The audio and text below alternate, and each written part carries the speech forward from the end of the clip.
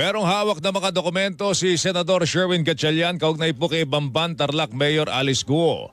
Ayon po sa Senador, partikular na hawak po niya ay mga dokumento ng embroidery shop ng pamilya Guo. Nakasaad po doon na ang mga incorporator ng negosyo ay si Mayor Guo, dalawa po niyang kapatid, kanyang ama at isang Wen Yi Lin. Anya posibleng si Wen Yi Lin ang biological mother nitong si Mayor Guo. Family business niya, itong si Wen Yi, nandoon lahat eh. No, consistent nandoon si Wen Yi. At yung tinignan namin ng travel records, yung tatay niya, si Guo Jianzhong at si Wen Yi traveled 170 times in the span of 6 years. So, madalas silang bumabiyahe as a couple. Personal analysis ko, baka ito yung biological mother niya. She's Chinese citizen.